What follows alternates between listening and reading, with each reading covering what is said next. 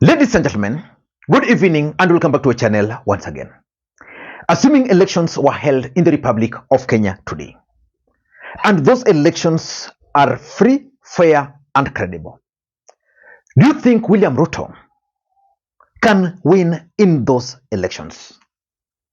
The truth of the matter is that if elections were held today, chances of William Ruto losing in those elections are very high. But William Ruto has two options. The first option, which is going to form the basis of this analysis, is that he can actually rig those elections, which begs the question, can IEBC conduct a free and fair, credible elections in the Republic of Kenya, especially in 2027? I doubt. The second option for William Ruto is to divide the opposition, sponsor several candidates, and I'm 100% sure that William Ruto is actually working towards that. So yesterday, Rigathi Gachagua was on Obina show, and the interview was explosive. But Rigathi Gachagua warned William Ruto and IEBC about any attempt to rig the 2027 presidential elections in the Republic of Kenya. Because just remember, I've reminded you that William Ruto has only two options. And the first one is rigging. And based on the latest appointments of the IEBC commissioners, it is very clear that William Ruto has plans of rigging the elections. And Rigathi Gachagua issued a stern warning to him and IEBC. In fact, Rigathi Gachagua is making it very clear that if they joke with the 2027 presidential elections, then the elections for 2007, the PEV one, would look like a Christmas party. That's a very deep political statement coming from Rigathi Gachagua. Ladies and gentlemen, I want you to listen to Rigathi Gachagua warning William Ruto and IEBC. Then in this video, I want us to figure out whether Rigathi Gachagua can actually stop William Ruto from rigging the elections. Watch. I've heard President William Ruto say that he'll win in 2027. Yes. Listening to the ground, the only way he can win is if he is able to change the constitution through a referendum and remove the voting power from the people of Kenya to advisors. And since he has so many advisors, he would win in the morning. That's the only way he can win. Okay. And he knows. He knows. IEBC has been reconstituted. Josphat Nanok, the Deputy Chief of Staff, is reportedly close to the IEBC chair. Is this going to compromise the 2027 election? He is not close to the IEBC chair. Yeah. He was his employee. He was an attorney at the county of Turkana, where Nanok was governor. So ni mtu yake. Na ndio amemletea William Ruto akuwe chairman. So basically, IEBC will be run from State House. But nothing much will change. I want to tell you. It doesn't matter. Okay. Even if William Ruto appointed Farouk Kibet as chairman of IEBC. Yeah? Or Oscar Sudi as chairman of IEBC. He is still lose.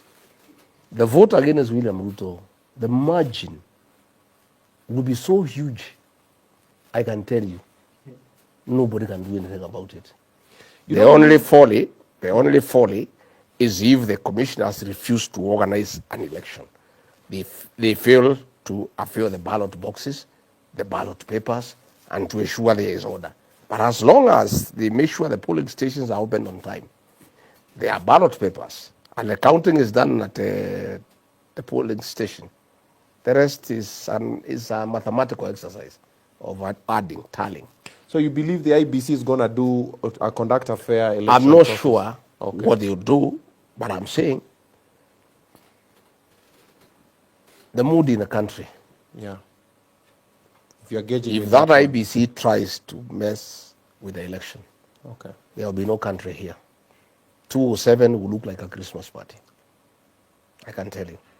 And I want to implore those commissioners to be Kenyans, to be patriotic, and not to attempt to force William Ruto on the people of Kenya. It will not work.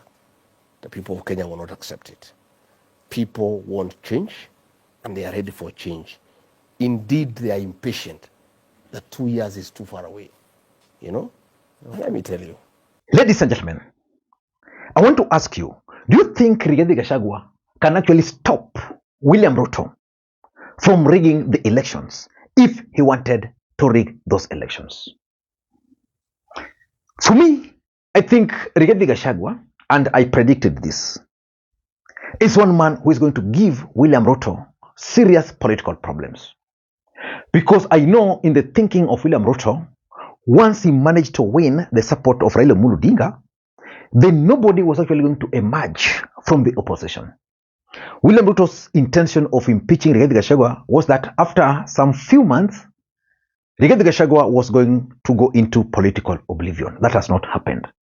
But can Rigathi Gachagua stop William Ruto from rigging? Number one, I'm looking at what I'm referring to as the echoes of 2007 post-elections violence. Now let us go back to 2007 elections. It's a memory that Kenyans should not go back to. But if you look at 2007 presidential elections, Raila Odinga won in those elections. But Mwai Kibaki rigged himself in. He was sworn in at night. That triggered violence across the country. But the truth of the matter is that those violence were actually more in the Rift Valley, because there were some deep-rooted historical issues in the Rift Valley. And by Rigathi Gachagua claiming that 2027 elections, if rigged, then 2007 would be like Christmas party, that's serious. And the reason Rigathi Gachagua is talking like that, because Rigathi Gachagua knows that after the 2007 elections, there was a grand coalition government. William Ruto was appointed as a cabinet minister in that government. Then from nowhere, the NIS created a rift between William Ruto and Raila Odinga, to an extent that by the time we are going for the elections in 2013, William Ruto had dumped Raila Odinga and he was working very closely with Uhuru Kenyatta. Very few people had actually imagined that after the 2007 post-elections violence, there was no way a Kikuyu and a Kalenjin, or Kikuyus and Kalenjins, were going to vote together. They voted together. But what happened, and this is what Rigathi Gachagua is trying to remind everybody, is that there was those historical issues were actually just suppressed. And that's why Oscar Sudi is responding to Rigathi Gachagua in this manner. Wamunyoro, please don't talk about 2007, 2008. It seems you don't know what you are saying. Watu wetu walipitia mambo haitawahi rudiwa katika taifa la Kenya. Omba kura, tafuta namna yoyote. Tusi William Ruto, tusi Oscar Sudi, tusi Kimani Ichung'wah, tusi everybody. Ropoka vile unaongea ara hata kwa mdomo. Lakini usiongee maneno 2007, 2008. You are becoming too reckless. Yaani unaongea vitu zingine za ajabu sana. You're not a leader, you're stupid. Hata unasema ati 2027 elections sijui ikifanyika nini. Wewe, my friend, hata utawahi kuwa chairman wa DIP. Mambo yako iliisha. That's why you are after him. Chunga sana ulimi. Sisi viongozi ndio tunachochea wananchi. Sisi viongozi ndio tunaongea matope kushinda hata wananchi. Sasa wewe unaongoza nani na hiyo ujinga yote uko naye? Be careful wewe Wamunyoro. And don't be stupid. Na wewe umeenda nyumbani one way.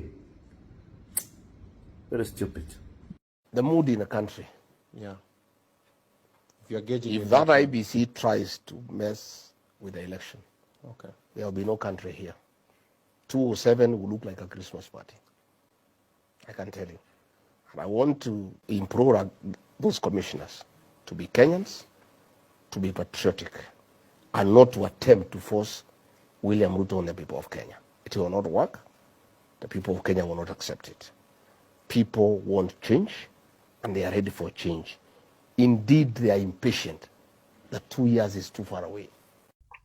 Number two, Rigathi Gachagua is a former DO. He was a personal assistant to Uhuru Kenyatta around that time.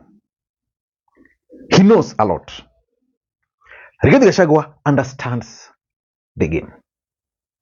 So which means if William Ruto is planning to rig the elections with the help of IEBC, then Rigathi Gachagua knows how this is done.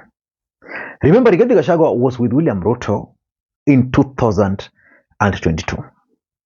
He was with Uhuru Kenyatta from the time Moi introduced Uhuru Kenyatta up to the time Uhuru Kenyatta became the president until they fell out. So he understands this game. And because he understands this game, I'm 100% sure that he can actually manage to stop William Ruto if he wanted to do that. Number three, and this is why Rigathi might actually succeed, the rage of Kenyans against President William Ruto's government is here. Kenyans are very angry and very bitter with Kenya Kwanza government. And because of that rage, it's actually easy to rally Kenyans to oppose this government. And in fact, a narrative can be created that there is no way the elections can be free and fair, to an extent that even if those elections were to be free and fair, it would be very difficult for anybody to believe them. I'm looking at the way Kenyans are poking holes on the new IEBC commissioners. I doubt even if these commissioners were to conduct free and fair, credible elections, Kenyans will believe. And because of the rage against this government, it's going to be possible for Kenyans just to reject the results the way they rejected the finance bill. And lastly, there is this Gen Z factor. You see, Gen Z's organized protests last year in June. Raila Odinga came between them and the government, which means as much as those demonstrations ended, they never ended well. They were suppressed.